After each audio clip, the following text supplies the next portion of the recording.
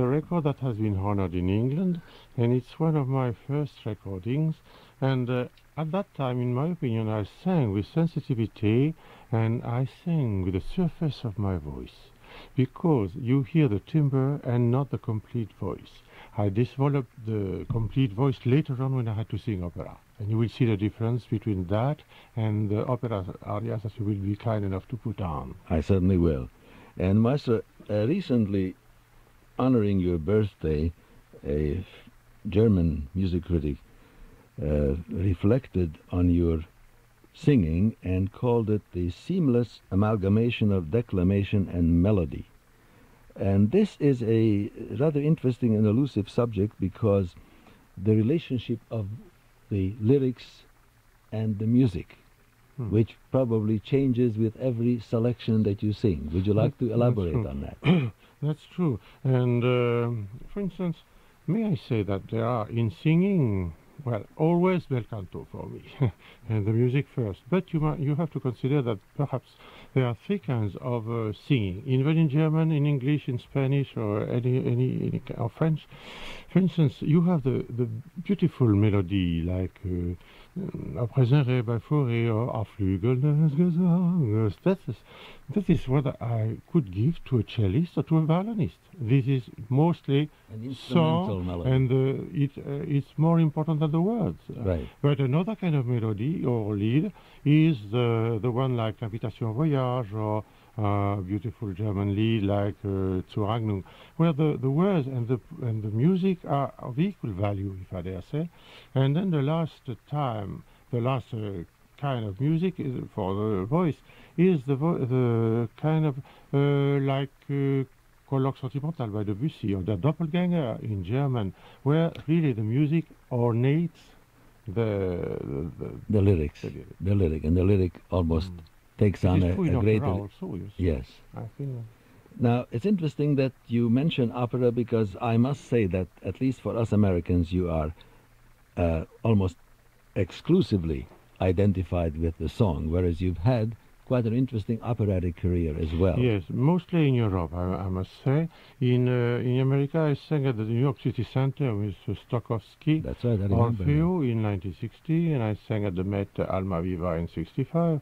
Most of my roles have been in parts, have been sung in Europe, at the Vienna Opera, the Munich Opera, the Paris Opera, and I sang roles like Almaviva, Don Giovanni, Golo in Pelléas et Mélisande, Mephistopheles of Berlioz, Damnation of Faust, things like that.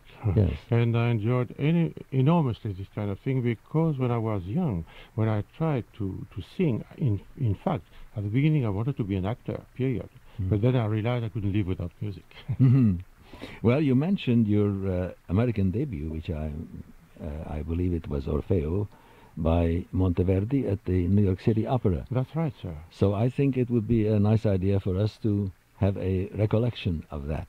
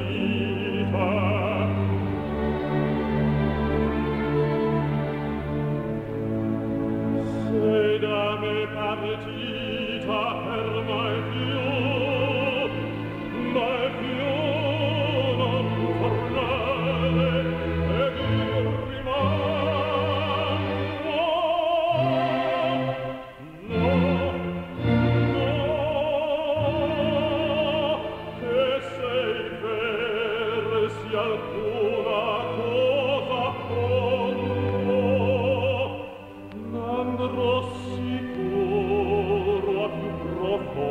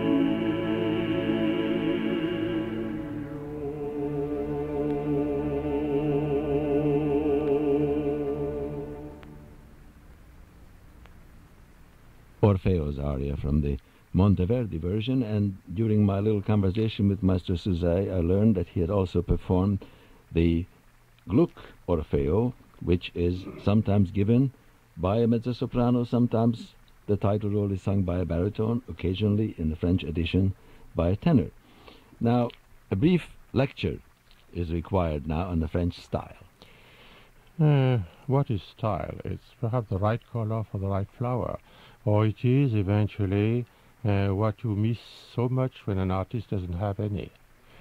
I don't know. The difference between style, between French and German, well, the German music, may I say, kisses you on the forehead, and the French music on the neck. I mean, the German music is more something from the soul and something very, I wouldn't say sentimental, it's not a good word, but romantic perhaps. And the French music is rather impressionist or a little more sensuous, if I dare say. Yes. You have that, and also you have to do that several categories of singers. You have, for instance, the two singers that are very similar in my opinion is Fischer Disco and Elizabeth Schwarzkopf. And the other kind of singer is perhaps Maria Callas and Judy Garland. Mm-hmm. And I think I belong to the second category. Second category. I read in some of your interviews that you have given earlier a surprising discovery for me, because to me you've always stood as the embodiment of refined interpretation, whereas you said that you very much leave a great deal to spontaneity and to the moment. First of all, I will answer to you the first phrase you did. You said, well, I thought that at the beginning of my career I was using my timbre more than the whole voice. And then when I went to see Mr. Echeverry, who sang Golo, the big dramatic part, which I tried to sing later on and sang very much indeed. But he said, you don't sing with the whole voice, you have to find a more open throat and use the whole body. And I did that, and little by little I discovered a more solid kind of singing, more brilliant, and I used it in my operatic roles mostly. And I can use it also in some big songs, see big German lieder, like Aufenthalt, for instance. Well, and that will give us an opportunity to illustrate what you've just said. Here is Aufenthalt from Schubert's Schwanengesang.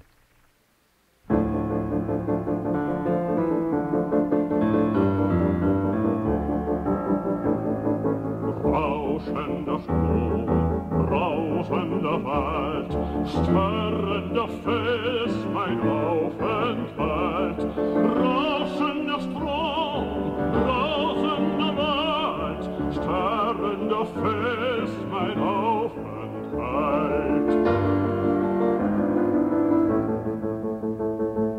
Wie sich die Welle an Welle reiht, fließen die Tränen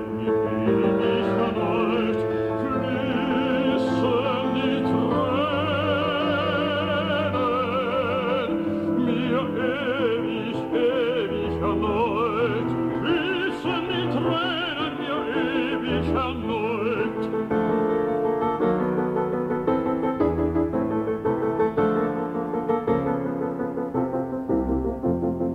Hoch in den Kronen wogens sich trägt, so unaufhörlich mein Herz schlägt.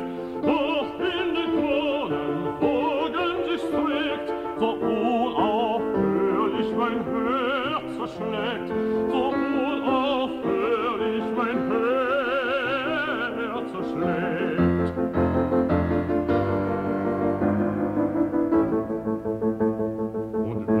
Des Felsen altes Herz, ewig derselbe bleibt mein Schmerz, ewig derselbe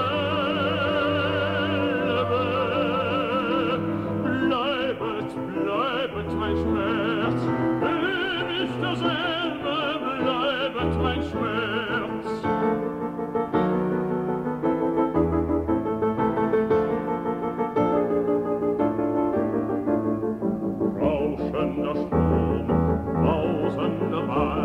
Starrender Fels, mein Aufenthalt, rauschender Strom, rasender Wald, starrender Fels,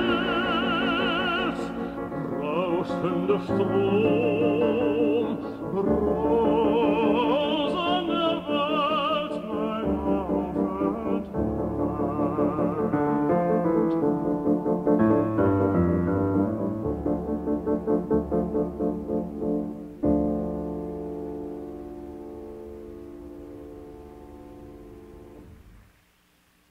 Aufenthalt, one of the big dramatic Schubert songs from the song cycle, or a semi-song cycle, Schwanengesang. There was a very interesting phrase that I caught in one of your interviews earlier. You were referring to visionary legato. Oh. And I would like, because you also mentioned that your distinguished teacher, Pierre Bernac, was the one who Well, I have a word to say about that. Yes. I worked with Mr. Bernac exactly 4 years, from 19 and in 23, and that's all. So when I see a record of mine appearing, and as I am 70 years old and I'm mentioned as a pupil of Pierre Bernac, at what age shall I be myself?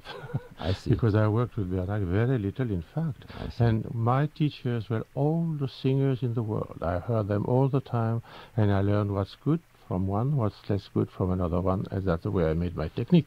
I see. So in a way, your earlier interviews sort of misrepresented, perhaps. No, but the visionary legato is not so bad. I don't remember what I'd made at that time. But I understand that legato is made with the voice, and if I dare say, the overtones of the voice continue. I like to say, sing, please, to a student of mine, sing within the legato, or a legato within the legato, which is something that is obsession with me, the legato, in singing, because I love the bel canto. Have you had any, as a developing singer, not necessarily as a young singer, any major influences on your art among yes. the Italian bel cantists? Yes, Maria Callas. Really? Maria Callas is the complete singing. You have ornaments, perfect, fioriture, scales, legato, intensity, musicianship, drama. I don't know. This man is unique. There was nobody before like her, nobody after. So I'm delighted to hear you say this, because Callas, who happens to be one of my idols as well, but we all know that she is a controversial artist.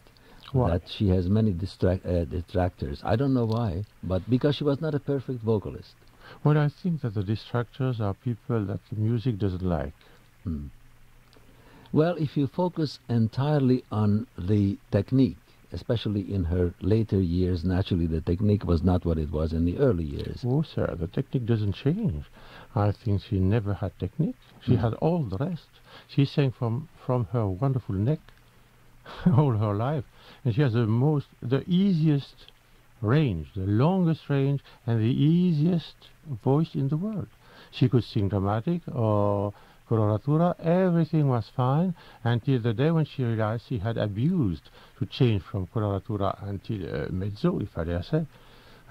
And then the voice, well, also Mr. Xenakis Onassis had a lot to do with her, yes. That was an unfortunate, internal crisis that did not help her career.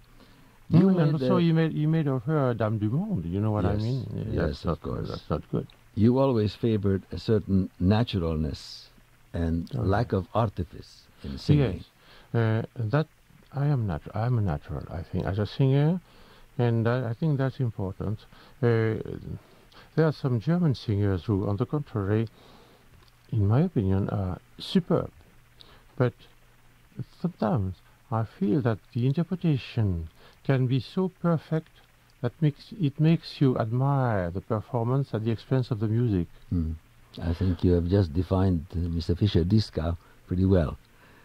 There is a great deal of artificiality, and I agree with you, he's a superb singer.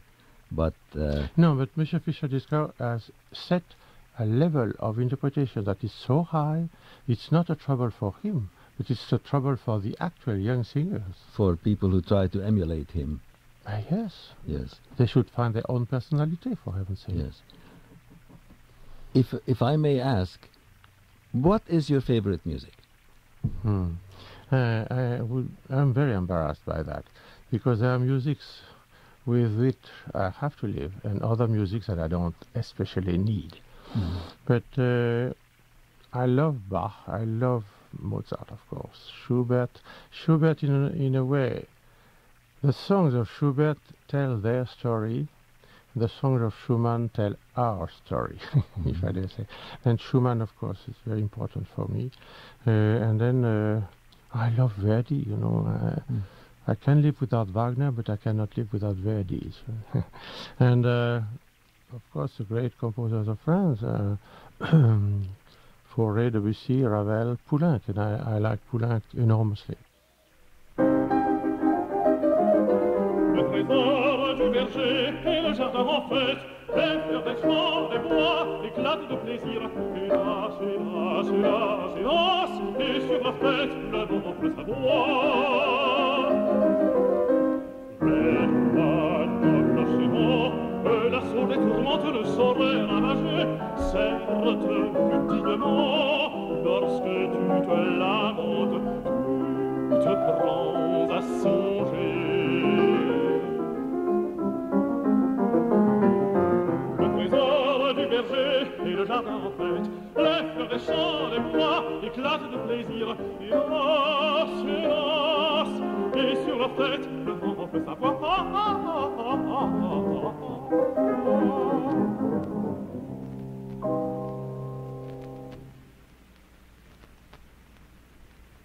Au bord de l'île, on voit les canaux vides qui s'entrecollent.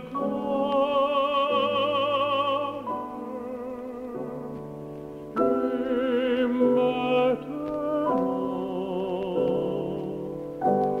ni le dimanche, ni les jours de la semaine, ni les peintres, ni Maupassant ne se promènent, bras nus sur leur canot, avec des femmes à grosse poitrine et bêtes comme chevaux. Petit bateau, vous me faites bien de la peine. Au bord de l'île.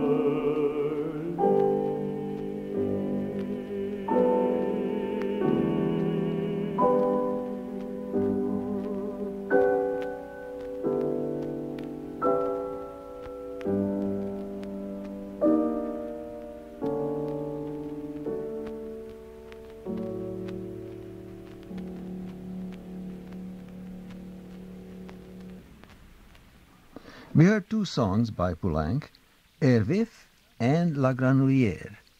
And now, since you mentioned Mozart earlier, why don't we end the first half of our interview with Almaviva's aria from Le Nozze di Figaro?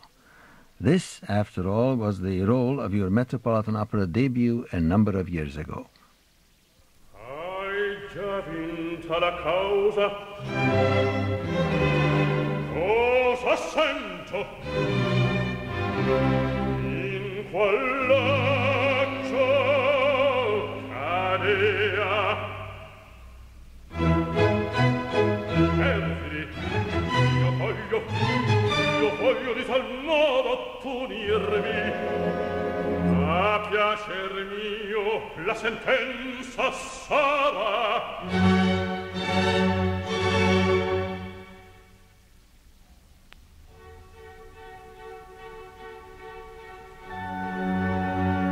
Ma se pagasse la vecchia pretendente, pagarla in qual maniera?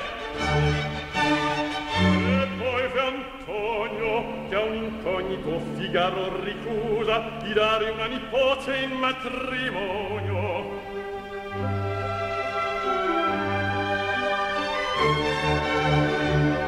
Coltivando l'orgoglio di questo mentecatto,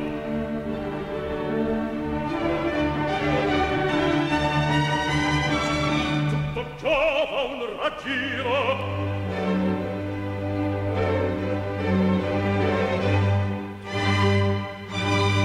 Il colpo è fatto.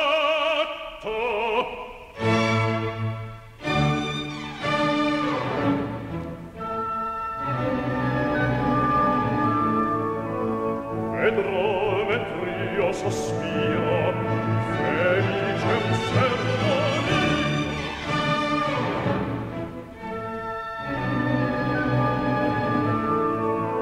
Di un ben che in van desio, e posseder dovrà, vedrò Erman d'amore, unito a un filo oggetto, in me destò un affetto che per me poi non ha, che per me poi non ha.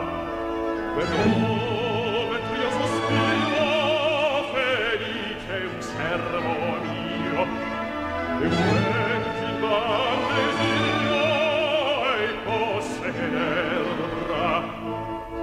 Vedrò Erman d'amore, unito a un filo accetto, in me destò un affetto che per me poi non ha, che per me poi non ha.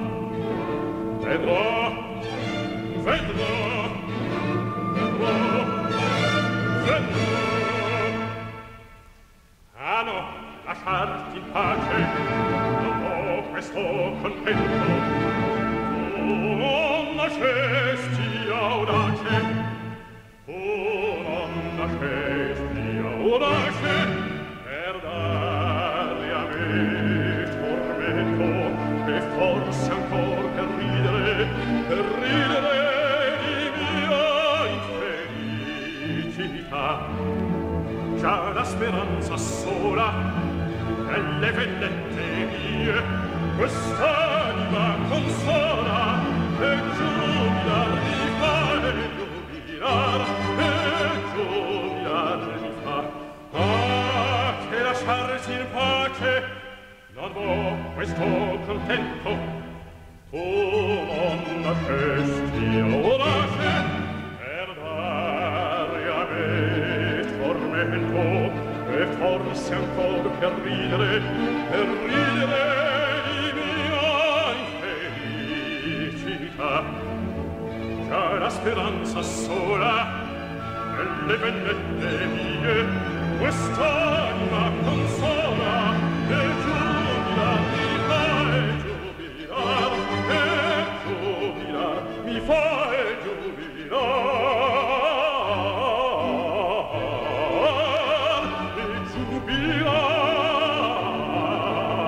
mi fa.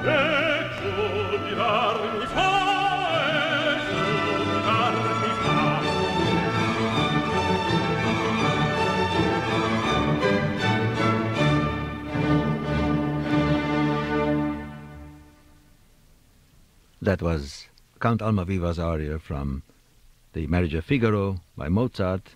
And with this, with my guest Gerard Souzay, we are completing the first half of our discussion. We'll be back in a moment after a brief pause. My guest is the great baritone Gerard Souzay, and we ended our first half of our discussion with Mozart, and we would like to begin this one with Mozart. This time we turn to Don Giovanni.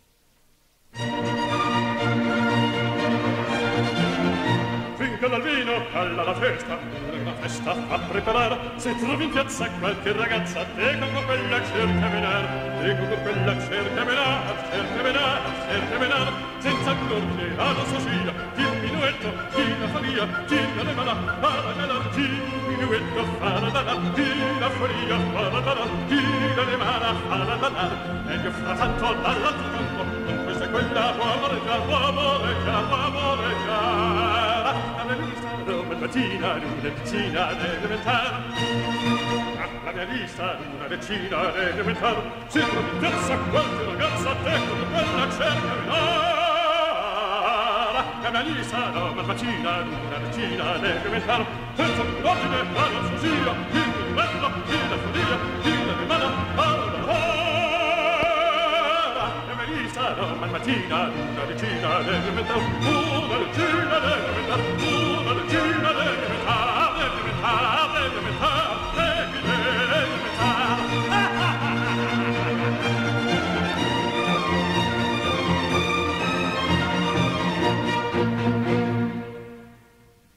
A lovely reminder that this role once belonged to the baritones, not to the basses. Yes, I sang very much this role in the Paris Opera, 63, 4, 5, 6, something like that. And I also learned... It's a role that I find difficult because the best aria belongs to the others. And you have to do rather a personnage with the legs and the head and everything. And the acting, instead of being a successful aria singer. Yes, you have a very good point, because first of all, the ladies and then Leporello also have the great showy arias in this opera. And I also learned recently that in 1967 you performed Don Giovanni with Beverly Sills. That's correct. At the Lausanne Festival in Switzerland, the great Beverly Sills, whom I love, and with whom I recorded also Manon by Massenet, That's right. was there and was a superb Donna Anna. So these are things that sometimes American audiences don't even know about. Anyway, you mentioned your admiration of Beverly Sills, and I also know that you were a great admirer of the late Eleanor Stieber. Oh, yes. You know, when I heard the Mozart arias and French arias by Eleanor Stieber, I discovered that it was the right style because it was not so much calculated. It was just, first of all, a very beautiful voice with the right range for all that, and a voice of a quality that was fantastic, and also the natural style. She didn't have to push herself. She was just the music. And she was Mozart. She was, you know, in a good recital, sometimes you feel that the composer is in the hall. That happens sometimes, seldom, but it's a great feeling. And this is what you meant about style, finding the right style for each composer. Yes, you have, but some people have that naturally, or they work on it very hard. Sometimes when the results sound totally effortless, that indicates all the effort that must have gone into it. Well, I would tell you about that, you know, technique and art are two things different. Technique is essential. It's a politeness toward the composer. You have to have a technique in singing, in piano, in anything, in any performer. You must have a great technique. But it is only an accomplishment that you aim for, whether the art is a mystery above the technique. It's more than an accomplishment, the art, a mystery. You are in a position now to impart all the great experience you've acquired during your career of more than 40 years, because I know that you're conducting master classes, and as a matter of fact, you are about to start what is called the Gerard Souzay Vocal Arts International Conference in Texas. And could you just summarize very briefly what you will be doing there? Surely. It will be a conversation with the public, master classes that I will give, about 5 or 6, and on lead and French melody, opera eventually.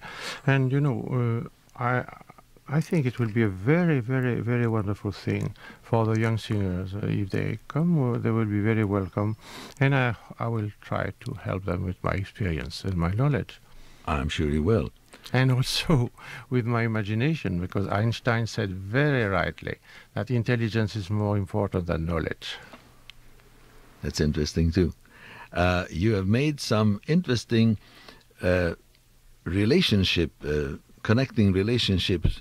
In one of your interviews earlier, you described singing as a sport, the athletic element in singing. Yes, of course, it's a sport.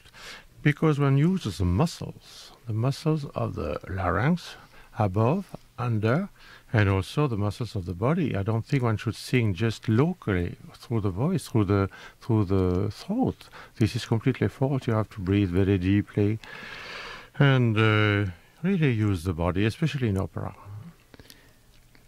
I imagine also that the proper use of the body and the muscles sometimes determines the length of a career, because it is possible for a young singer perhaps to do wrong things physically. Well, as I said, the technique has to be learned from pedagogues who know everything about that. And there are some in the world, thank God. When I teach myself, I consider that the technique is important, but I can explain my feelings about it, how I developed my voice and all that. But generally, I love to interfere with the interpretation. The interpretation and the technique with me work together. That's what I can do pretty well. But the pupils have to understand that both things are as important. Yes.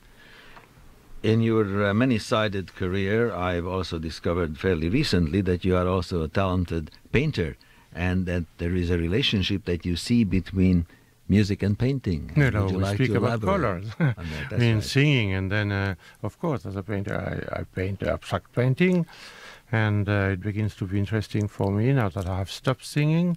More and more I need to paint, and always abstract. I don't see why a painting should represent something else than our mind, our emotions, and that is abstract.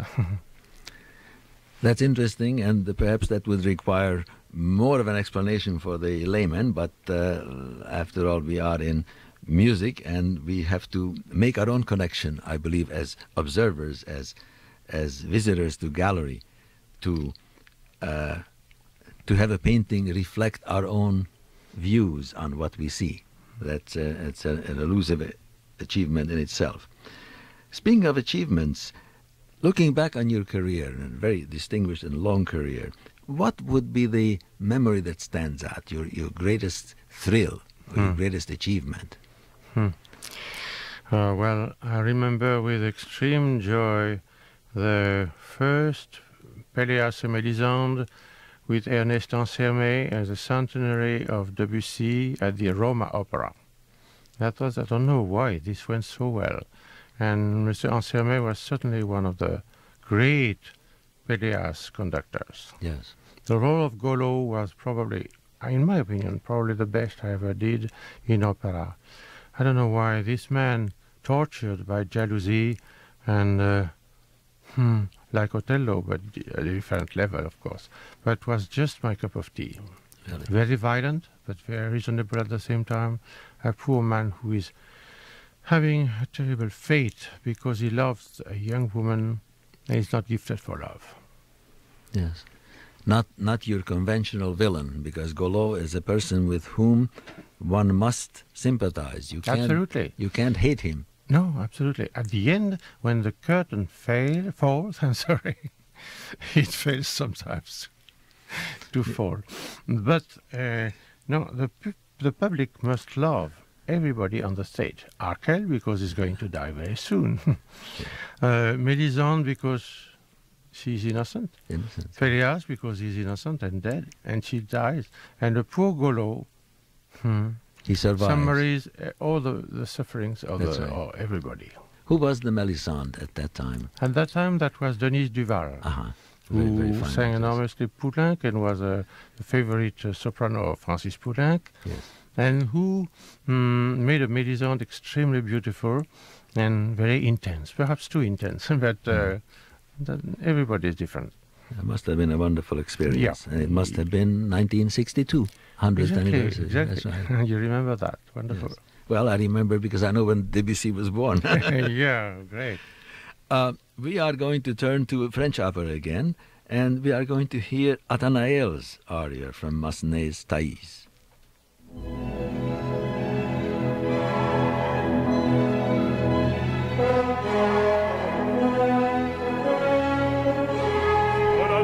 La terrible cité,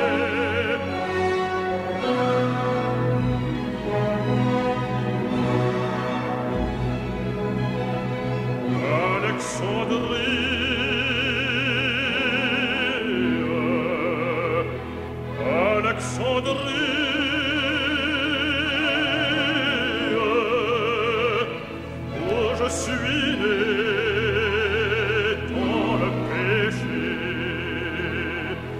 l'air brillant où j'ai respiré l'affreux parfum de la luxure.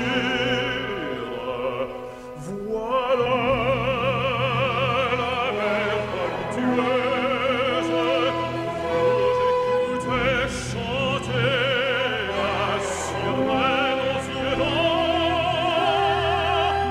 Oui, voilà mon berceau, selon la chair d'Alexandrie, oh ma patrie, mon berceau, ma patrie.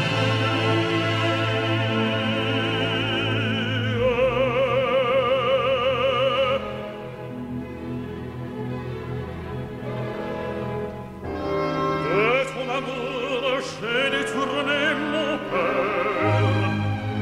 Pour ta richesse, je te hais. Pour ta science et ta beauté, je te hais, je te hais.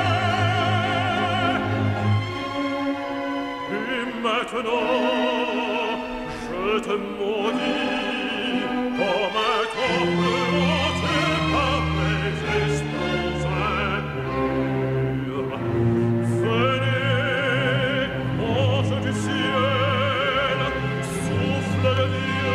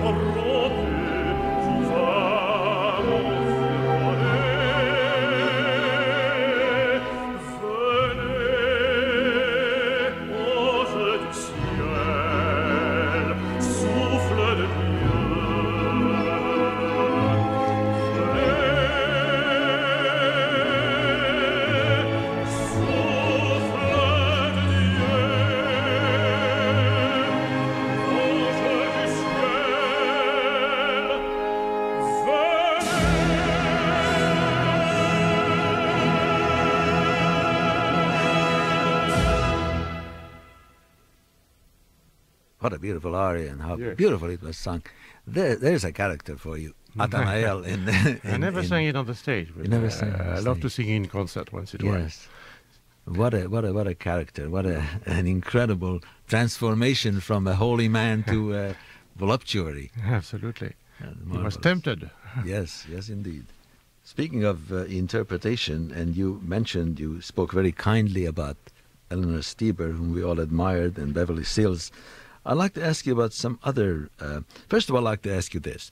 Do you have to be a French singer to be a true interpreter of French song? No, and no. Well, some German singers pretend that the leader also should be sung only by the German. And this is not true. I consider that the best Aida was American. She was Leontine Price. The best Lucia was Australian. She was John Sutherland, and so forth, and so forth. And I think that now we have a wonderful leader singer in the American Thomas Hampson. That's right. I think he's superb. And my leader not so bad. I'm French, but well, among your predecessors, I do know that, for instance, Mr. Panzera was an exceptional singer, and he was wonderful. He's a singer. He's a German, perhaps not too good. The diction was a little French. Yes, I'm thinking in terms of the French. There is a lovely recording of Dichter lieber Schumann with him and Cortot. Right. Yes. Well, beautiful. How do you feel about Lotte Lehmann, who was also a... I worked with Lotte Lehmann often, and we had something in common. We were natural both. Yes. And I had great admiration for her when she sings Du Ring an meinem Finger.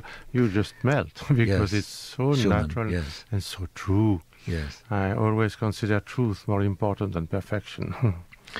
I have a feeling that...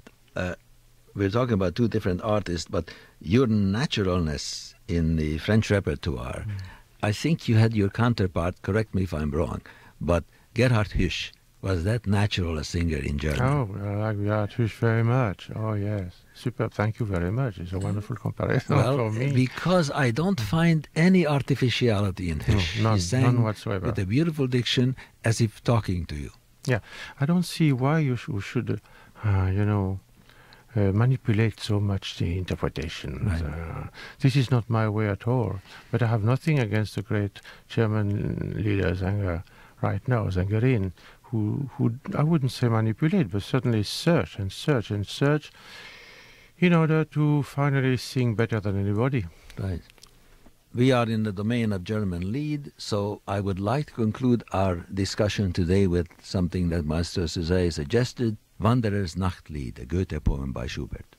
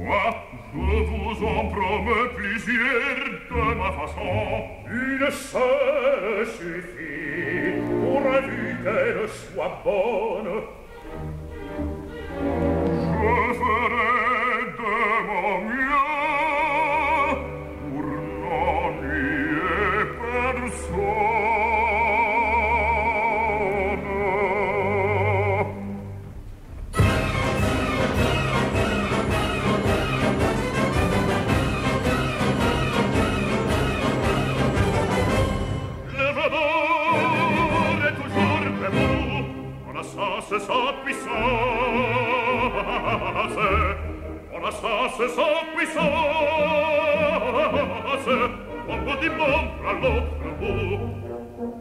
Pour fêter les femmes idoles, rois et peuples confondus, au plus sombre des écus, transcendiront encore autour de son piédestal, autour de son piédestal. Et Satan conduit les balles, et Satan conduit les balles, conduit les balles.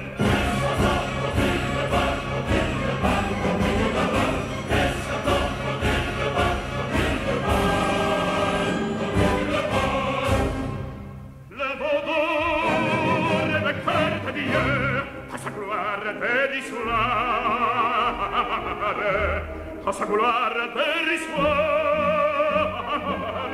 les MOZART et seul conseiller. Il contemple courage étrange à ses pieds le genre humain, se liant le ferme en main, dans le sang et dans la fange. Oublie l'album et vol, oublie l'album et vol. Et Satan conduit les balles, conduit les balles, et Satan conduit les balles, conduit les balles. Et Satan conduit les balles, conduit les balles, conduit les balles. Et Satan conduit les balles, conduit les balles, conduit les balles. Well, this is a satanic entrance, I must say. Paul PLISHKA, welcome. Thank you. It's wonderful to be here, George.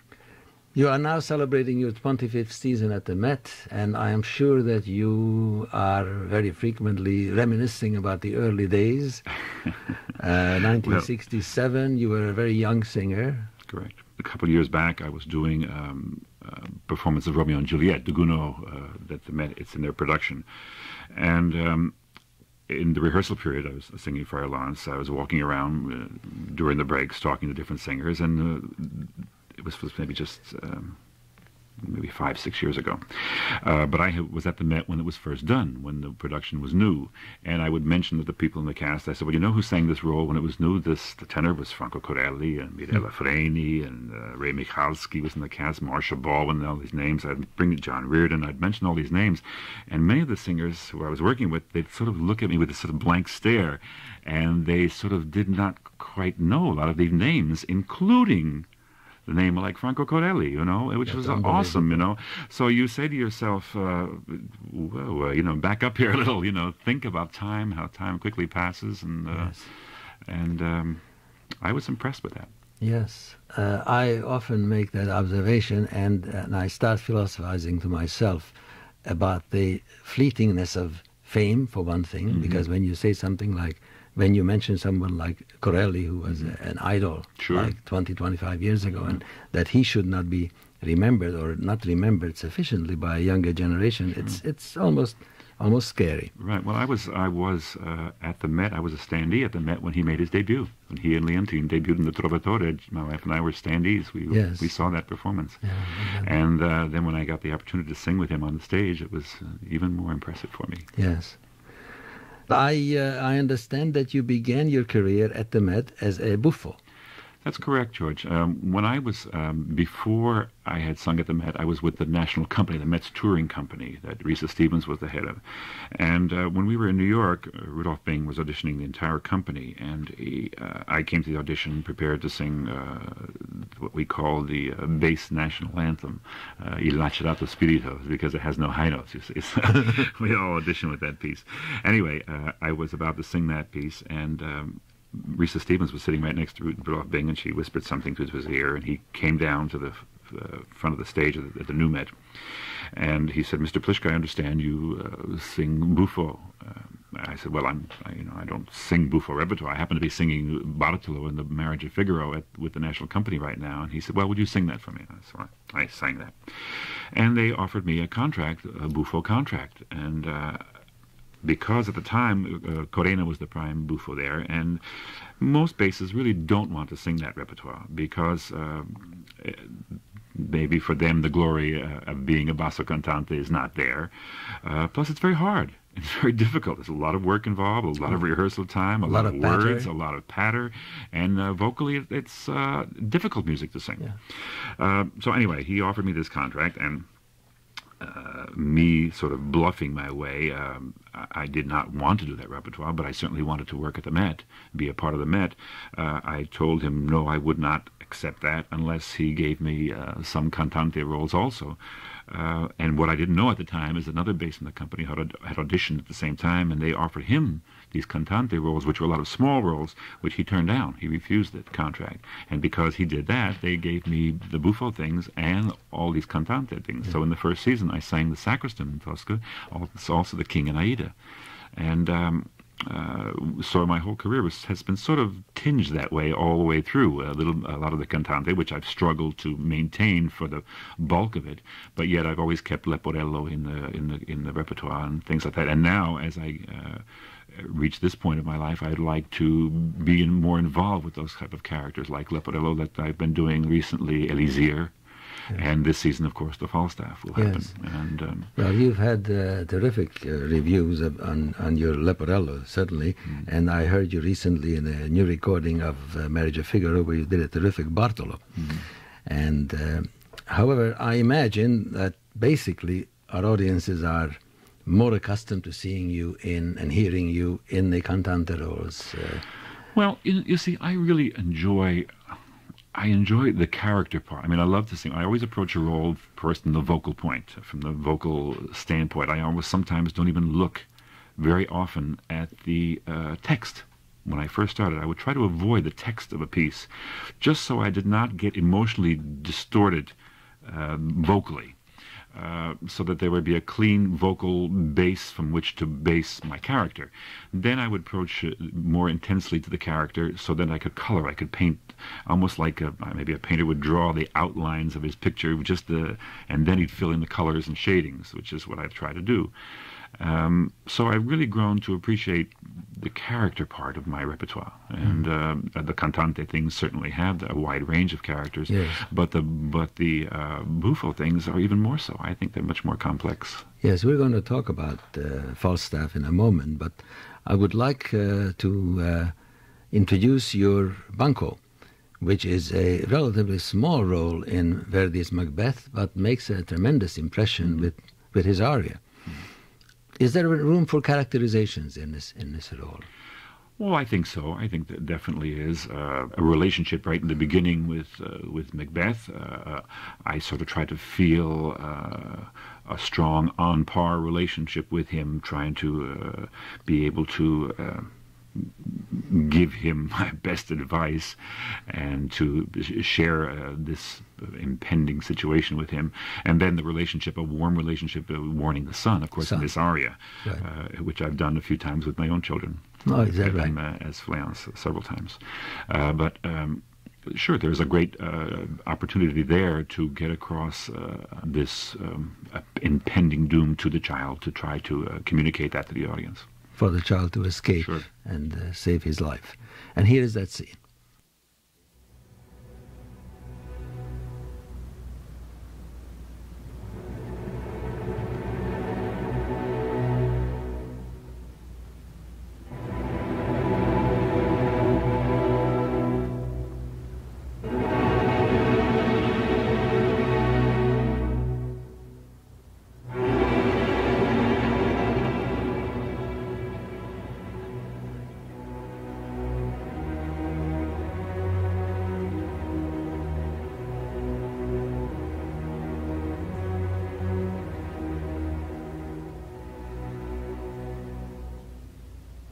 Studia e passo, mio figlio, usciamo da queste tenebre. Un senso ignoto nascer mi sento in presagio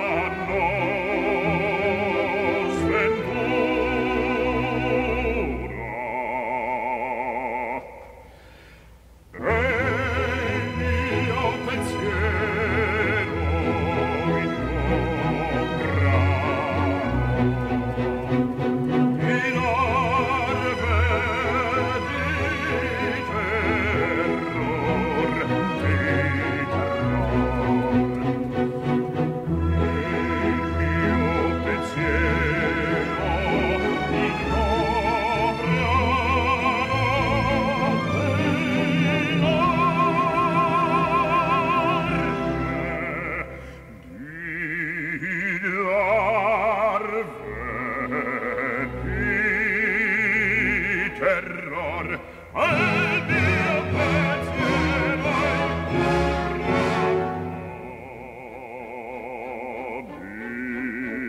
di terror, al mio pensiero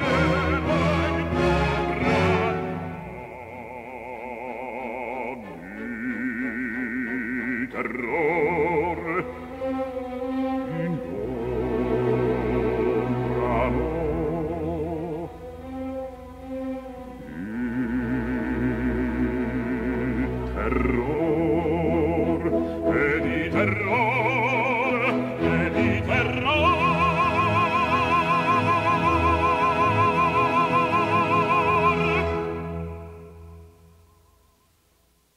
Banco's aria from Verdi's Macbeth, and what a great aria this is. Thank you. Thank you. What impresses me so much about this is the contrast between this the Lovador and this piece is almost 20 years' time difference in the recording of the two pieces and how the voice changes, matures, grows over that long period of time. It reminds me of a people always ask me about voice teachers and relationship with your teacher, and that I always sort of feel you always need a relationship with an outside ear, a teacher, whomever that you trust. And reminds me of a commercial of a I think it's an insurance commercial. It starts with a young boy at 3 or 4 years old speaking, and then it shows him speaking at 12, and then at 25, and then at 45, and then at 65, and then maybe 80 or something. And each time the voice speaks, it's a totally different sound, a different sound of the voice. And the voice, of course, is only being used for communication. But whereas our voices, singers' voices, are used like an athlete, like it's tuned so finely, that each of these stages of change have to be compensated for, I feel, in your vocal technique, in your vocal thinking. As a young man in your early 20s as a bass, I have always had a necessity to add color to the voice, add a sort of a darkening kind of sound to make it a little more mature as a bass. Yes. But what happens very often, most people will do that, but as they grow older, they forget about the necessity to remove that weight that they added earlier, because the natural weight is going to come into the voice. And what happens to a voice like that, it usually ends up getting when you get those basses who sound like that. Yes.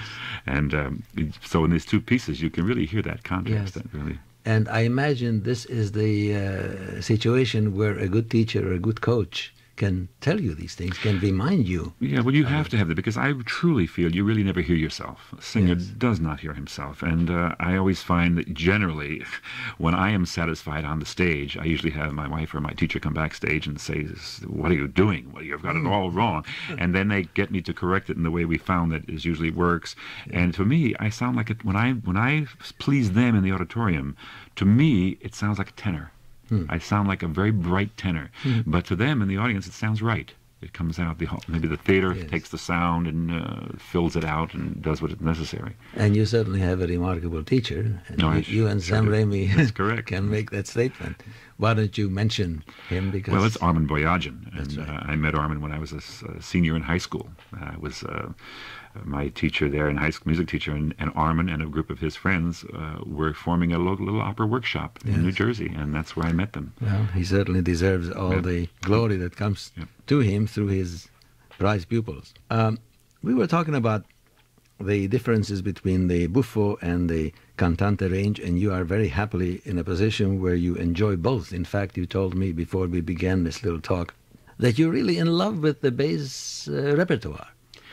Well, I've always found it just so interesting, so much more fascinating than people would say, well, don't you wish you could be a tenor, And I said, well, not really, because it's just so boring. I mean, every performer, you look at every show, they're always just in love with the soprano, and they're going to lose the soprano, and that's the whole bit, the whole shtick for the whole opera. But whereas a bass has got so many different characters and so many different aspects to his personality, and it's very challenging, very challenging. Well, we are in a situation right now, but you and I are talking in September, and you're about to do Falstaff at the Met, certainly a choice role, bass baritone role, really. However, this program of ours will not air until mid-October, so all those Falstaff, or most of them anyway, will be behind you. How do you see this character, this remarkable character? Well, it's really very, very interesting. I have always had this ability to sing high notes. Actually, it came after I came to the Met, because when I first got there, it was a challenge. I suddenly had to produce to do the Buffo repertoire, a lot of high notes in the Buffo repertoire, and it came very quickly. I've never been able to sustain a long high tessitura. That's one of the reasons I have not done like Don Giovanni, say. But high notes, yes, I can, and I have found in working on the Falstaff, it's constructed, I think, and I think Verdi had this specifically in mind, where he never really asks the bass, baritone, to sing anything really high after any long extended singing. All the high notes usually come with a little bit of a rest period beforehand, and he lets him just pop out a high note and then come back on down again, or give him a good rest before the high note starts. And I think he did that intentionally, because he knew he was going to be dealing probably with older baritones whose ability was not to sustain. He must have had Victor Morel and his vocal specifications in mind at that time. Time.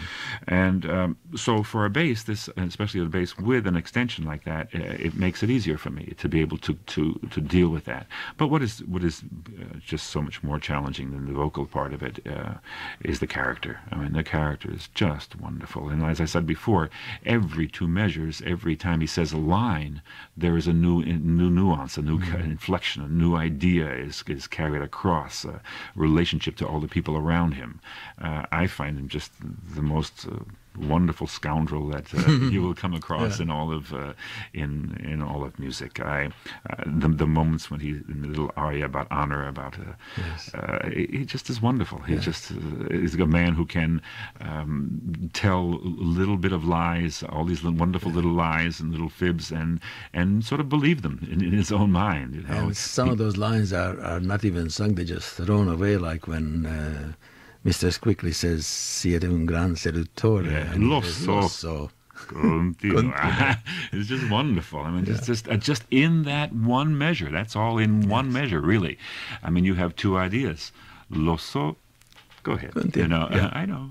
You know, it's just surely wonderful. And if you go back into Shakespeare a little bit, he has a wonderful moment where he's telling Hal about this encounter he has in a battle with where he encounters the enemy, and it starts telling Hal the story about how he defeated 2 of the enemy. But by the time he finishes the story, which is almost one very long sentence, he has defeated 12. By the time the story ends, which he does with a totally straight face, and by the end of it, he sort of believes it. Yes. Well, we are unable to illustrate your Falstaff, and let's stay with Verdi. And no 2 characters, to my mind, could be more distant than Falstaff on the one hand and King Philip in Don Carlos the other, which is just about the greatest bass role in a serious opera. And we're going to hear your aria, Ella Giammai Mamo, in a moment. But I'd like you to summarize just in a few words. How do you see this character? I'd like to point out what I feel at this moment is a similarity.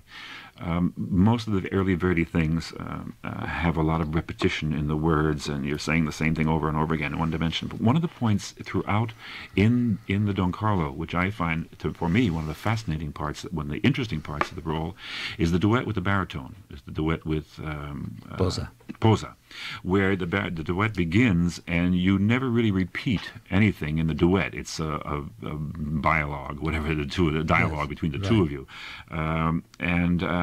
so there's this constant change of every sentence, every word you have is a change of color from what you've done before. Well, that's what happens with Falstaff. It's one of those places where, from beginning to end, it's a monologue, dialogue with these people, and you never have this old-fashioned repetition of phrases as you do in the earlier operas. And for me, one of the most satisfying dramatic moments in Don Carlo is that duet, because you can really act it realistically, and you can believe it yourself. Yes. Of course, I mean, I'm not taking it away from the aria and the great duet with the Inquisitor. No, but you're Those dealing with moments. Really great literature. Right, but in that moment right there, to me, there's a great similarity, and that's the kind of thing that I enjoy really doing more than anything in opera, is to be able to be a real person on the stage. Quel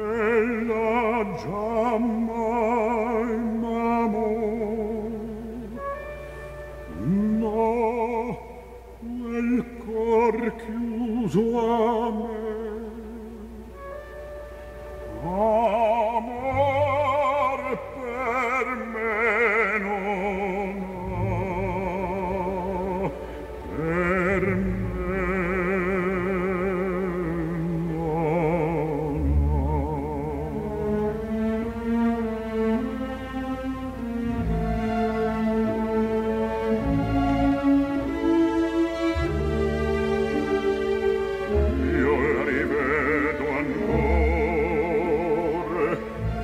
contemplar triste in volto il mio crin bianco e vi che qui di Francia venne.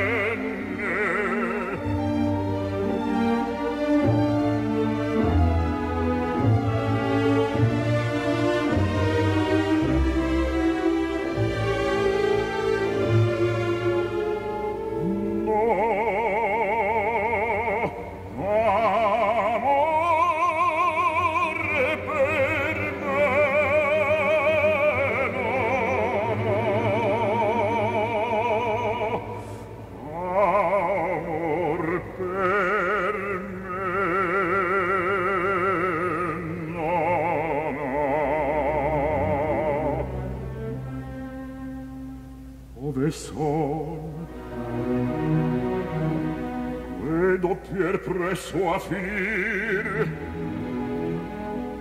aurora in bianca il mio veron già spunta il dì passar vengo i miei giorni il sonno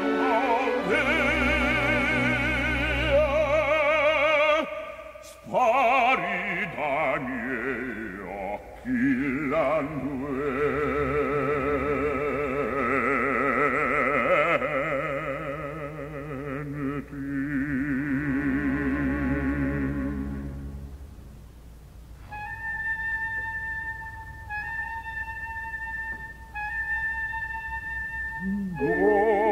Dormiro sol nel manto mio regal,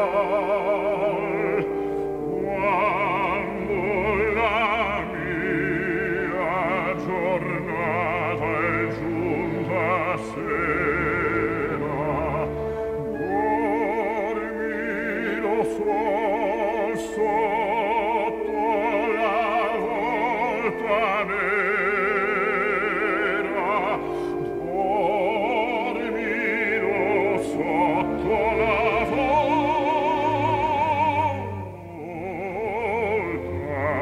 nera, nell'avello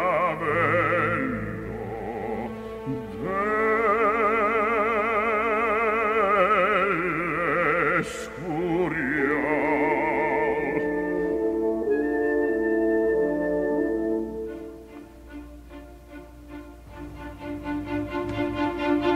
Se certo regal a me sei potere di leggere il cuore e di un po' posso vedere. Ah, se certo regal a me desse il potere di leggere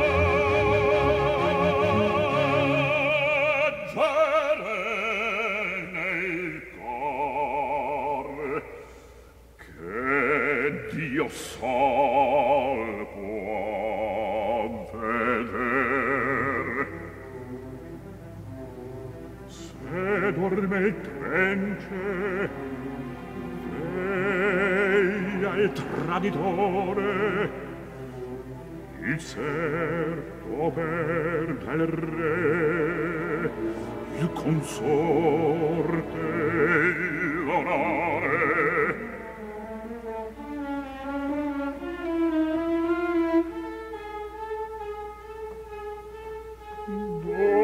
Dormiro sole quando mio regal, quando la mia giornata è giunta a sé.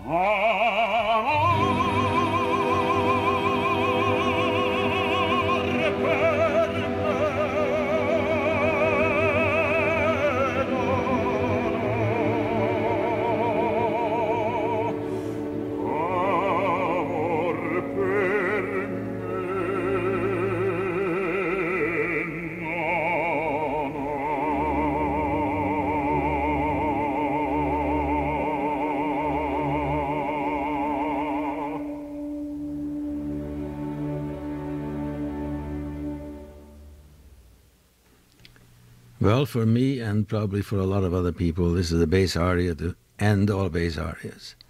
And my guest, Paul PLISHKA, will be singing Filippo, that is Philippe, in the French version, at the Seattle Opera in the summer of 1993.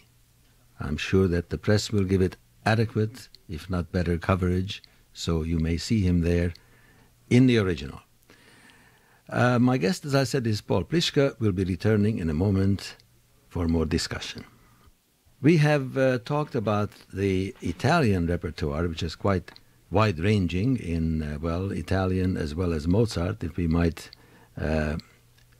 include Mozart's Don Giovanni, there is Leporello and Bartolo in the Italian Fach. But then you've done a lot of French opera too. Mm-hmm. Yes, I have. I guess a lot of it had to do probably with Yves Queller here.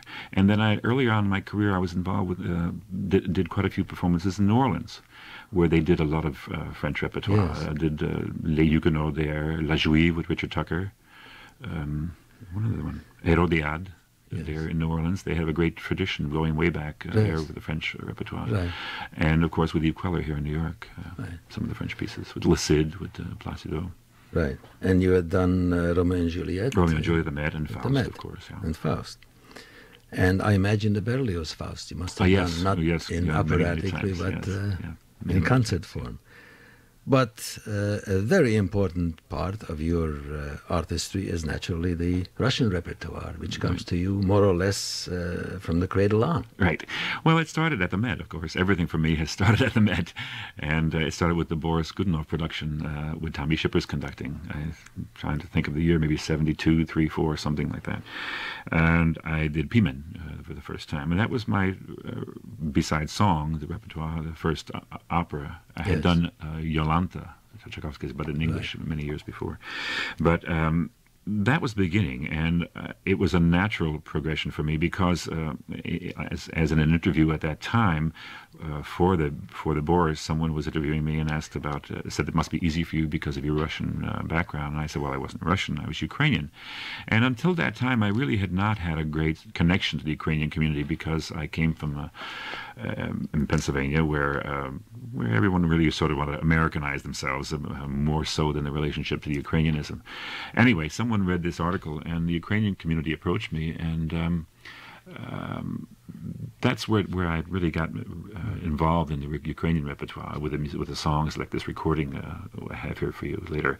But anyway, the operas, the ability to speak a little bit of Ukrainian with my grandparents when I was a child and have this sound in my ear was very comfortable for me. And then, of course, the next great step for me was a relationship with one of the great people I've met in all my entire life, musical life, at the Met, and who I owe a great deal to, was George Cehnovsky.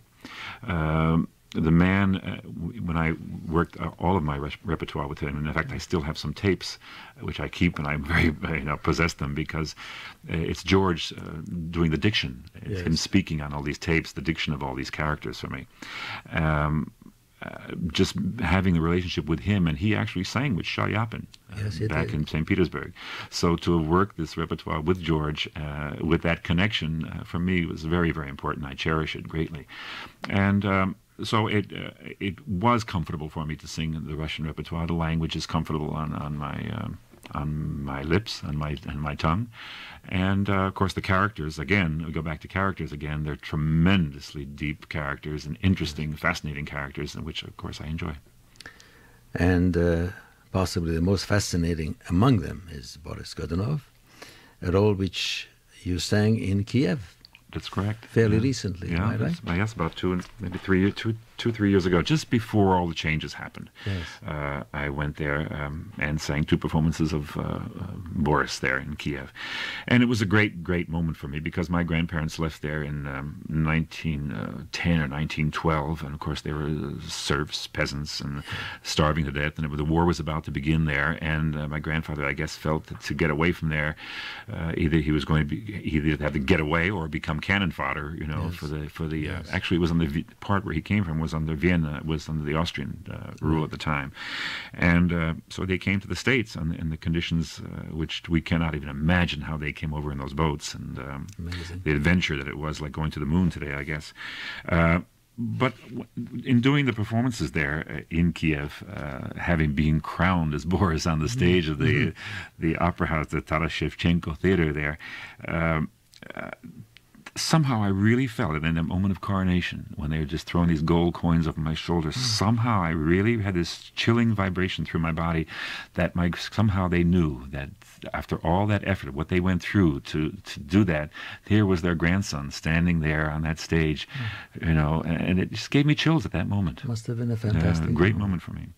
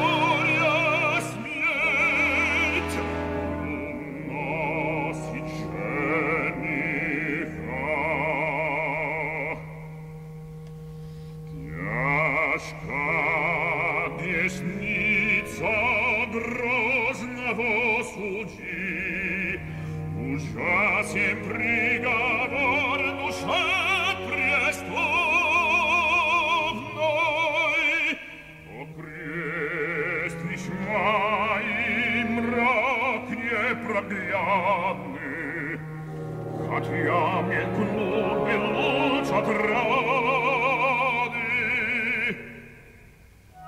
Mi scorbiu serce pola, da spuje comica duhu stale. Какой то трепетный, все жестче вода. Молитва теплой к угодникам Божьим, я мне заглушит души страдания. Величие бести власти безграничной. Руси, владыка, улик ясья, спроси утешение. А там понос, бояр крамола, поздний движение подковы, Владимир и трусы разорение, словно дикий зверь исчезнутся очумленный, народная, бедная, станет трус.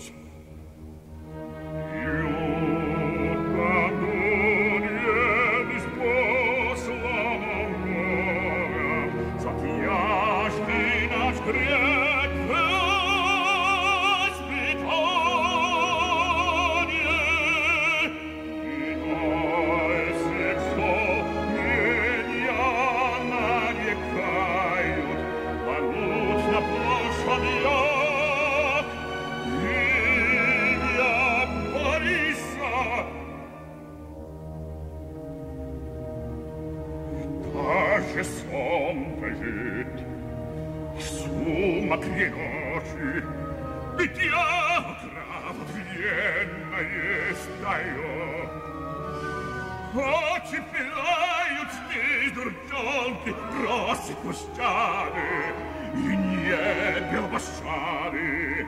Страшная рана зияет, слышит крик его предсмертный. О, Господи!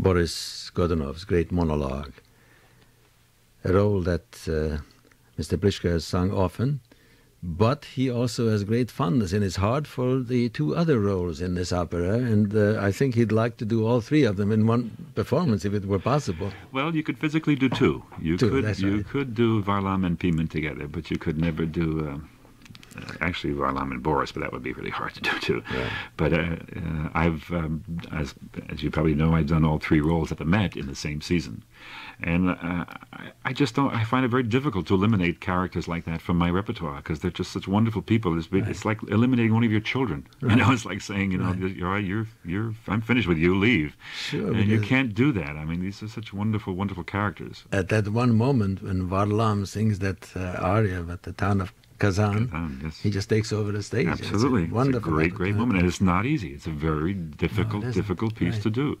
And it's a challenge every time. That and also the Piment, to me, is a very beautiful, sympathetic character. Yes. Your rediscovery, so to speak, of your Ukrainian heritage led you to the album that we're going to sample now. These are Ukrainian folk songs. Are these, or art songs, I don't know, are these, have they been with you most of your life? Or have you... No, as I said before, it came after I had done that first performance of Boris in the Met. The Ukrainian community started sending me music and asking me to sing for them. I got stacks and stacks of music, of Ukrainian music, and it's some tremendous repertoire of music. At one point, in working with Galina Veshnevskaya, discussing my ethnic background. And I said I was from Ukraine, and she said, she said, no wonder. She said, all the great basses come from Ukraine. She said, which is a great compliment. That repertoire began at that time period, learning that music. In fact, they sent me so much music, and I got one day I got in the mail a piece of music, and of course it's all in Ukrainian, and I opened it up and I started sort of humming the tune, and I'm looking at this tune. It's going da da dee da da da da dee da dee da da di Provenza with the Ukrainian words underneath it. But I've received a great deal, and these are songs, some of the songs, and some of them are art songs, some are a little more folksy. Right. But there's a great tradition of great music. Would you introduce the song we're going to hear, the Dnieper? Just very simply and briefly, the Dnieper is the mighty stream that flows, the mighty river that flows through Ukraine, and it in a way it has a feeling for the Ukrainians of being the artery, the heart, the main aorta of their life, of their body. And through the battles over the centuries, the wars of the century, it flows red at times with the blood of Ukrainians, and it echoes constantly the strife, turmoil of the torn, battered land, who is always being attacked from the north, from the east, and from the west, and it just graphically describing all that through this piece.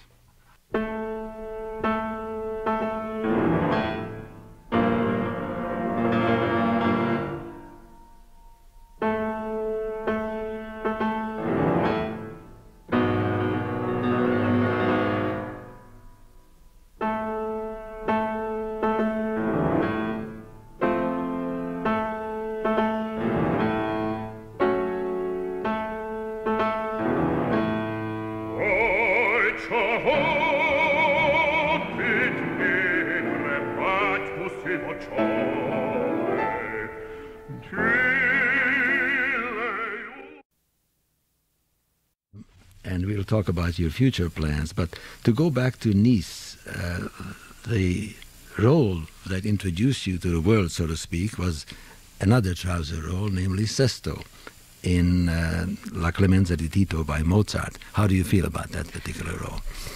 I love that role. It's extremely gracious to the voice. And I know what I'm talking about because in that same production I did Agno as well, on, of course, alternating nights because we sing duets with each other. And if you don't think that was hard to remember which line I was supposed to sing, yes, it was difficult. But for a young singer, it was a great experience. It was hard, but it was terrific. So I think that Sesto is a lot more gracious for the voice, for the mezzo voice, than Agno was. I found Agno to be very high. But like I said, it was a great experience, and it led to so many other things. That experience in Nice and going back year after year and being in each season really put me in the eye of a lot of great directors of opera houses like Covent Garden and La Scala, and many invitations came from that. And heaven knows what would have happened to you had you gone to Augusta. Yeah. You never know. You never Atlanta know. may have beckoned. Yes, maybe so. But you ended up in Atlanta anyway for the Olympics, right? That's true. A couple of years what later. An experience that was. But to go back to Nice and to Sesto, I assume that you learned the role in Europe. Well, I learned it before I went, Yes. but it was funny because I was going to France and I didn't speak one word of French. When I got there, it was like on-the-job training. I learned my French. I began to learn it, of course, because it was a process of learning. And I also did learn the role as I went along. Of course, I'm one of those people that has to know it cold the first day of rehearsals. I just can't do it any other way, and I'm still that way. I'm always the one that's afraid I'm not going to be prepared enough, and then I end up being able to really polish it. And that's important to me. So when I got there, of course, there was a lot going on. I was young. All this was new to me. It was a whole new world, whole new role, a whole new language. So I had a lot to take in that first year. Well, you had the poison, you had the artistry to carry it off. Thank you. And before we move on further, let me also share with our audience the wonderful music of La Clemenza di Tito, and in particular the character of Sesto, who is involved in a conspiracy of sorts, but let's not derail our conversation with historical backgrounds. Let us hear Miss Larmore in a wonderful aria with clarinet accompaniment from La Clemenza di Tito.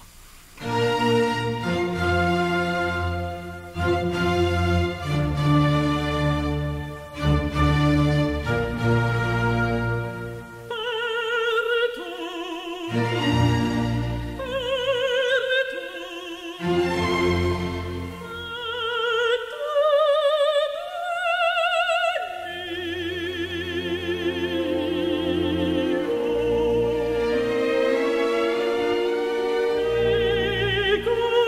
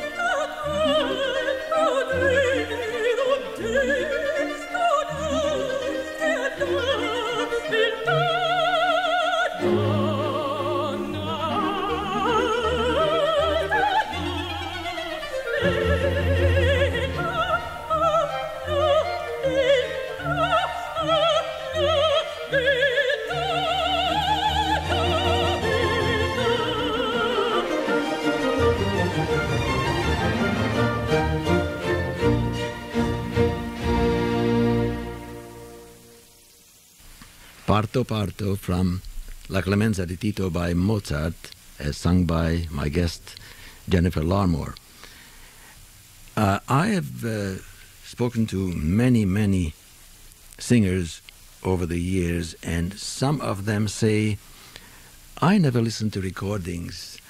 I want to develop my own interpretation. That always makes me uneasy when I hear that.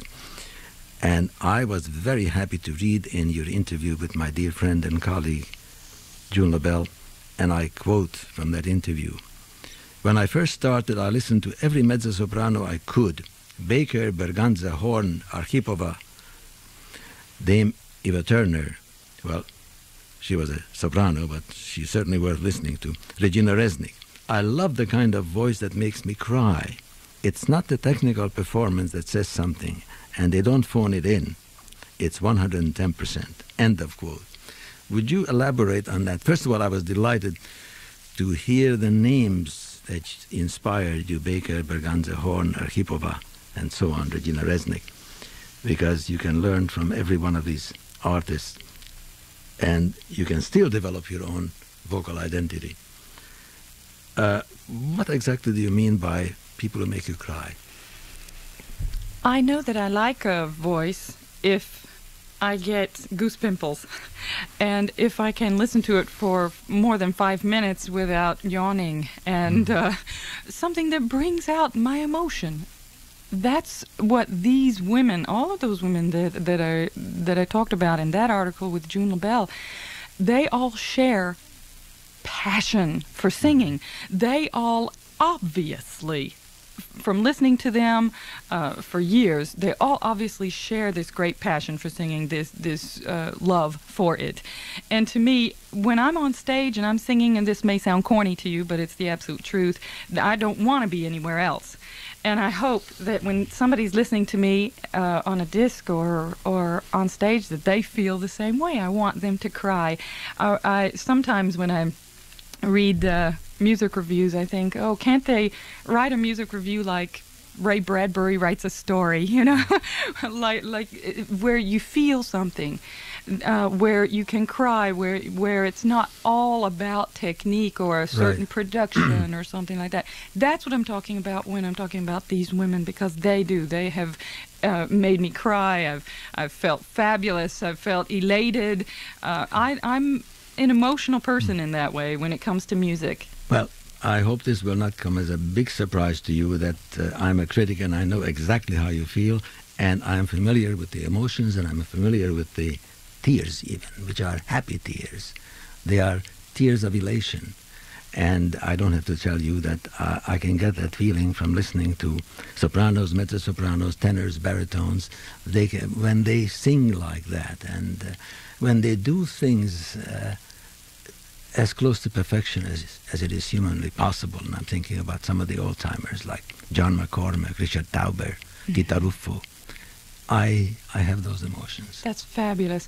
You know, I would rather hear a voice that maybe it has a few little flaws or whatever, but they're saying something, you know, and that makes me feel terrific. I want to go out. I want to be entertained just like everyone else does when they go to the opera or go to a vocal recital or whatever. I'm sitting there waiting to hear something wonderful. And that's what I hope people feel like when they come to hear me or when they buy a CD. Well, carrying this thought just one step further, we're going to hear you in a role which is the perhaps personification of idealistic, tender love as felt by a young person, namely Cybele in Faust. And let's see how that passion will be manifest in your singing.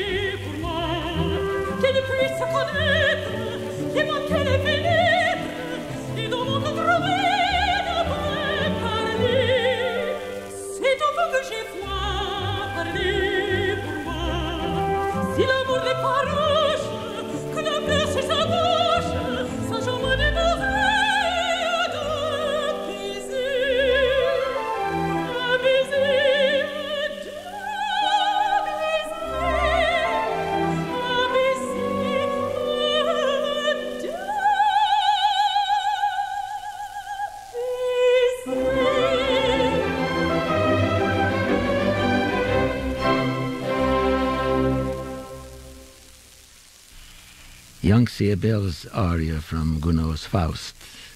And I would like to know how Jennifer Larmore feels about this role. I love Siebel. I'm not a Siebel anymore, unfortunately. You outgrew it. I outgrew it. I did it at the beginning of my career, and I did it with my husband, bass baritone William Powers, and he played the devil, and he got to kick me across the stage, which he loved, and it was a lot of fun. But I think now I've moved on to other things, but I always like to hear it, and I love singing it, and that's one reason why I chose it for this disc. Well, before we opened our conversation, I told our audience that you are a very, very busy lady. And in spite of all these trouser roles, you are a lady. Thank God for that. Tell us just how busy you are. I mean, quite apart from Macbeth, you have just done a series of Hansel and Gretel's. And what's in store for you now and for the rest of 1997? Well, 1997 is going to be rather busy. I'm going to Los Angeles to do 7 performances of The Barber of Seville, and I'm looking forward to that. And then I have some debuts coming up this year. I'm doing my first Rinaldo of Handel in Geneva, and I'll be singing for the first time with the Chicago Symphony Orchestra and Daniel Barenboim conducting El Amor Brujo and The Three-Cornered Hat and 7 popular songs of De Falla. And I'll be doing some concerts with Donald Runnicles in Hamburg and a recital with my wonderful accompanist Antoine Paloc at the Théâtre des Champs-Élysées in Paris. And then my first Charlotte in Werther in Brussels. So I'm excited about that. Well, it's quite a schedule. And mixing orchestral concerts with opera, which certainly is a wonderful balance.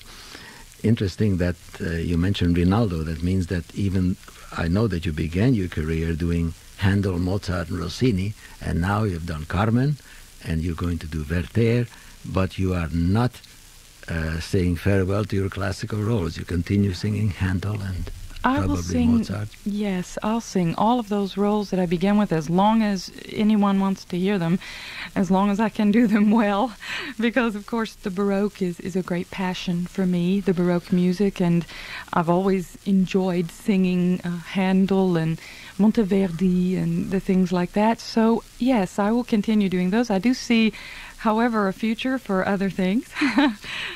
Well, I will ask you about the other things a little later, but I'm delighted that you remember your beginnings, and this is music that is very much in vogue right now. The Baroque is here to stay, and what seemed like a kind of a temporary renaissance maybe a couple of years ago is now asserting itself as being very much, when I say in fashion, I don't mean in a casual sense.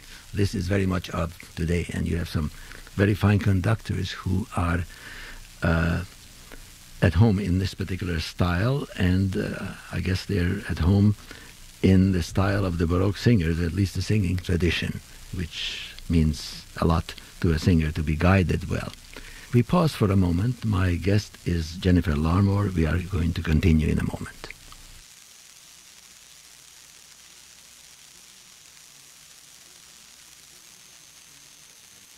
My guest is Jennifer Larmore, and before the intermission we talked about Baroque and early music in general.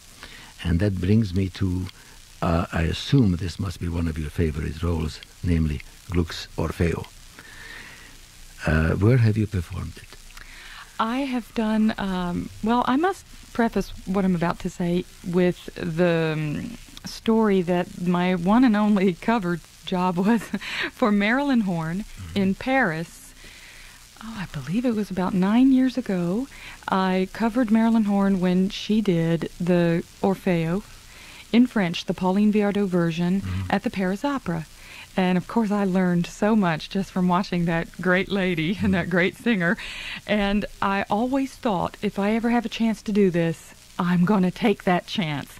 And I did perform it in concert with Donald Runnicles in the San Francisco Symphony after I recorded it 2 years ago. It's a fabulous role, a wonderful, exciting role to put together. And I love that Pauline Viardot version. Of course, it has that incredible cadenza. An extra aria in it, right? Mm-hmm. However, what we are going to hear is the Italian version, right? Che farò senza Euridice.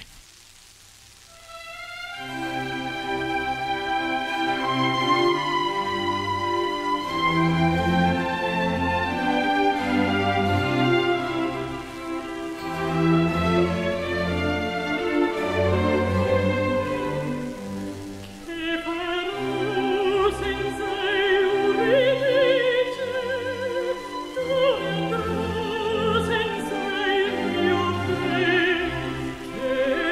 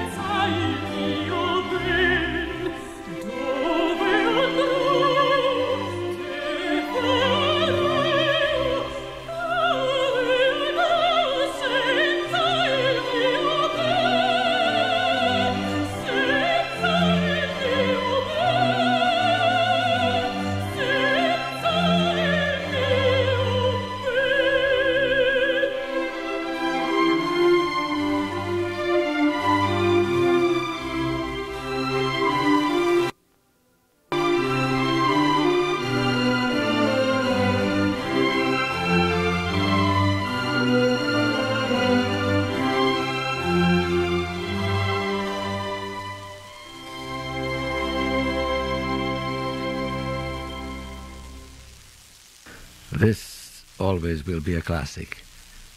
Che farò senza Euridice, most wonderful aria from Gluck's Orfeo ed Euridice. Let's talk about the future roles. By now you have an enormous repertoire, which I hasten to add now includes Carmen, which, as you know, I'm sure you know by now, everybody, and I mean everybody, has their own idea about how Carmen should be. And of course, no singer can be everybody's preference for Carmen. But it is something where you're planning to do Carmen, where you were doing all those Handels and Mozarts and Rossinis. Actually, Carmen, I guess it didn't come into my mind till later, because when I began my career, I had a certain type of voice that was only suited to Mozart and Rossini and the composers of the Baroque. Then as time went on and my voice evolved and I evolved, I got older, and I then started looking towards other repertoire naturally. My voice began getting a little bigger, began getting deeper, maybe a little richer, and it began to be suited to roles like Carmen and other roles. So Carmen was always a dream. There was a little seed planted in my brain early on to do Carmen, and I think it's probably every mezzo-soprano's dream to do that role. So when I was finally approached by Teldec to record it, it just felt right. And after I walked out of the recording studio, it was one of the first times in my whole life that I felt that I'd really done what I wanted to do. Of course, my husband said, well, they're either going to love it or they're going to hate it. And I said, why? He said, because you sing it like French art song. It's not verismo. You use different vocal colors. Maybe some people might not understand that. But I would hope they would. I would hope they would feel the drama that I felt. Well, I certainly liked it, and I have my review and stereo review to prove it. And that was before we met. So, I mean, it has nothing to do with this particular interview. But, yes, as you said, Carmen is a dream role for many mezzos. And the tessitura is just right because it's really a high mezzo, or many sopranos have done it, as you know. You mentioned in passing Octavian. Is this an active role for you, or is it also in the dream stage at this point? It's in the dream stage. I think that for a long time, people have felt, well, Jennifer Larmore has a very Italianate voice, and it's very suited to the bel canto, which I'm thrilled about, because bel canto is fabulous. It is also a great passion of mine, and I love it. I love to be able to sing bel canto and let my voice just go and not have to keep it back in any way. But also, I think that Octavian now would be something that if I am offered Octavian, I will say yes very fast, very fast. I think now it's okay, because in the beginning, when you're starting a career, you start out with things that won't confuse the public or won't confuse your listeners, and also, when you're young, you have to be very smart about the things you sing. Yes. And there really should be an evolution in the voice, and you should, as time goes on, be able to add other things. So I think that Octavian, while I'm not doing it at the moment, it's not an active role, will become so. What about Carmen? Are you planning to do it on stage? I am definitely planning to do it on stage, and there's been lots of offers. The most frustrating thing about my career at this moment is time.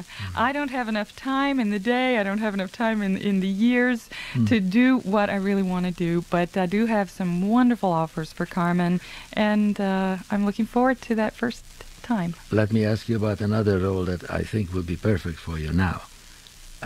Without having to wait too long, and that is Adalgisa. Yes, Adalgisa is something which I'm going to be doing. I have quite a few talks in progress for that opera, and I'm looking forward to it. In the bel canto area, there are two other roles that I think you might want to consider, although I am sure you have already considered them. And one is Jane Seymour in Anna Bolena, and the other, even more dramatic, is Elizabeth in Maria Stuarda. Ah, yes, that's a good suggestion. I haven't really thought about that one. Now, I have thought about the Jane Seymour, and believe it or not, I've done it on stage.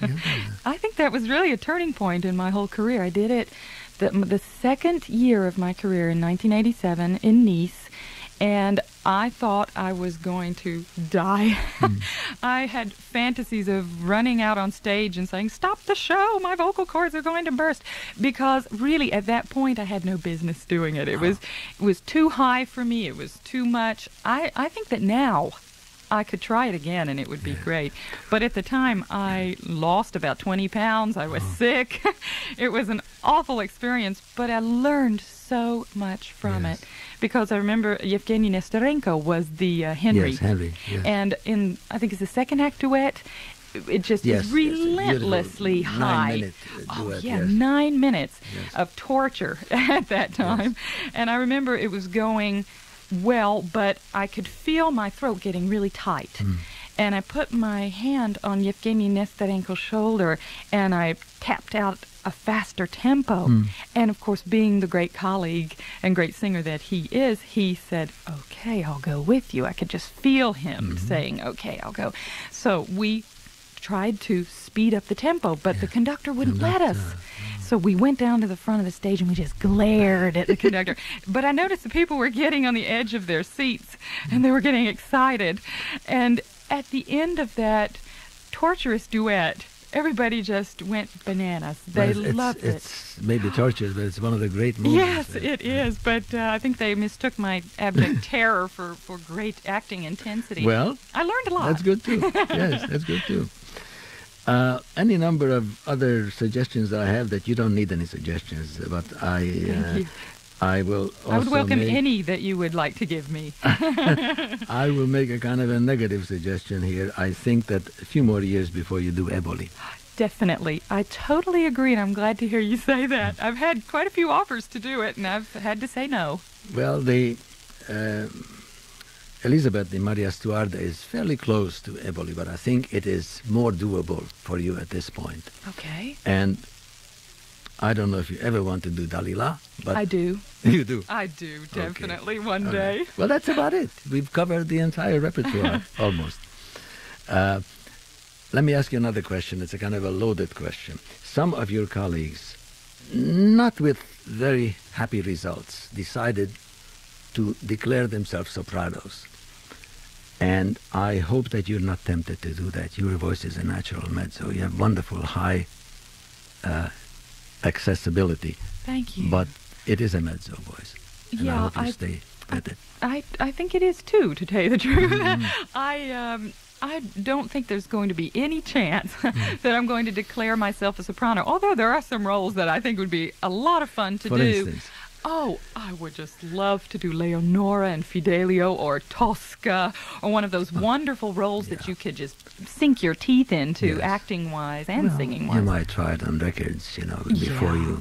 Well, I was thinking of doing a record called All the Wrong Roles, because I've been offered so many wrong roles. No, but I tell you, I really cannot sustain a high tessitura for very long, and I think the quality also of my voice is decidedly mezzo. It would take a toll on your voice. It would be, it would be... No, I'm Mr. Jelinek. I'm in this for the long run. I want a good, long, healthy career. Good for you, and the roles that you have chosen so far show wisdom, and does not have any self-destructive tendencies in it. I hope not. Let's hear you in another trouser role, actually toga role, right? Giulio Cesare, which was very important to you in the early phase of your career, and chances are you will stay with it whenever the right offer will materialize. Yes, I have a tour coming up of Giulio Cesare with René Jacobs and Concerto Calm in Athens, Paris, and Cologne. All this in 1998. 98, yes. I see. Okay. How far ahead are you booked? Oh, I have things not really filled up the years, but till 2001. Good. My goodness. Hope I can still sing all that by then.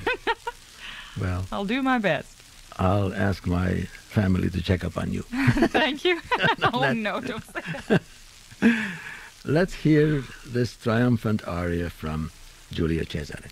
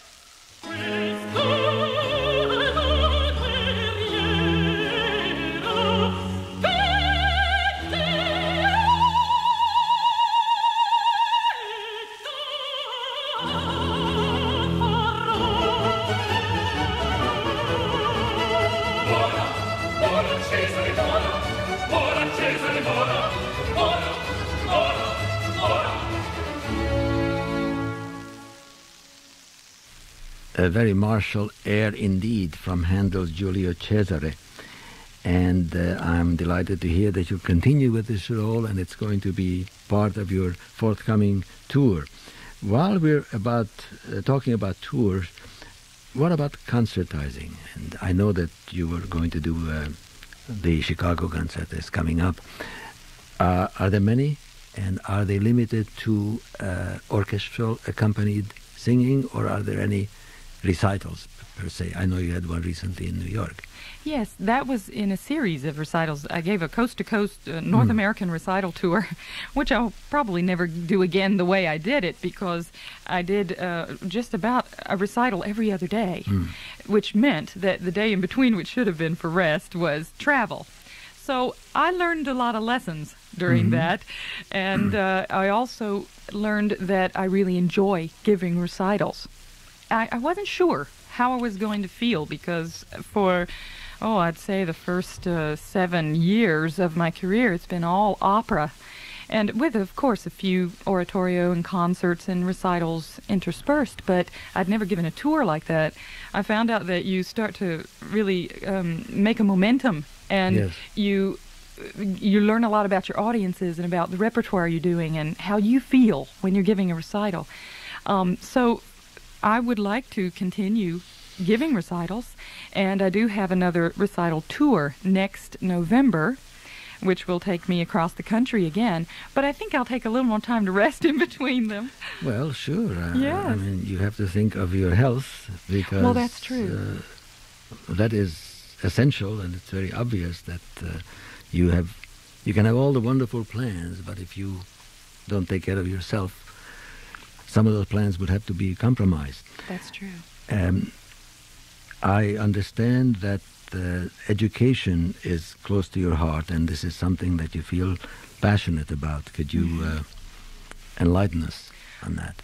Well, since I've been doing the Hansel and Gretel, of course, there's been many, many children attending the performances. And there's one school in particular, the Dickinson Avenue School, that they have been very good. Mr. Scherter, the teacher there, has been very good about bringing his students to the performances.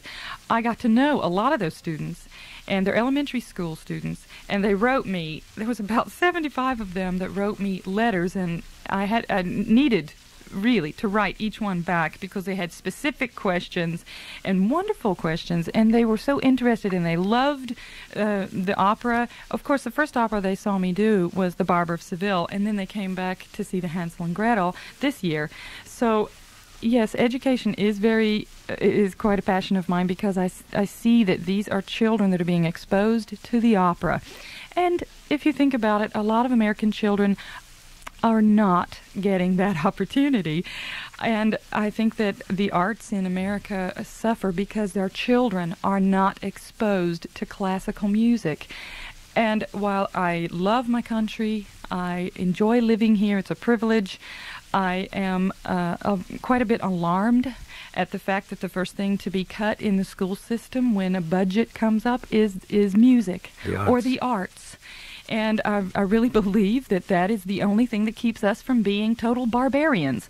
Now, in Europe, it's a totally different mentality. That's where the art form was born. That's where the average cab driver can sing something from The Marriage of Figaro. And that's where children are routinely taken to the opera and are able to sit there and enjoy it and understand what's going on. So I was thrilled when I saw so many kids at these performances, and they seem to just love it. And I hope that that will spark something in these children to keep them coming back to the opera, because they're our next generation. Absolutely. The only thing I can add to this is that I agree with everything you've said, because we need that next generation.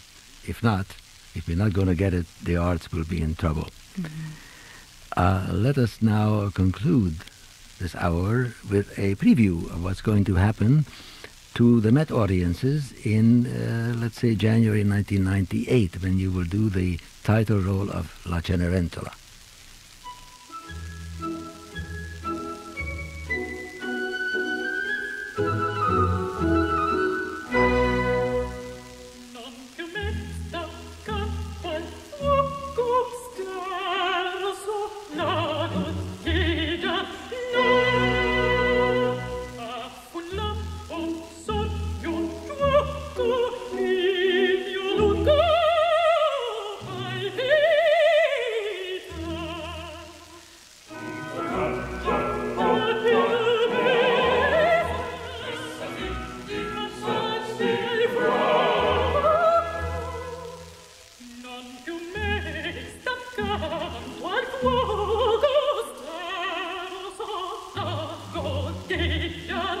nous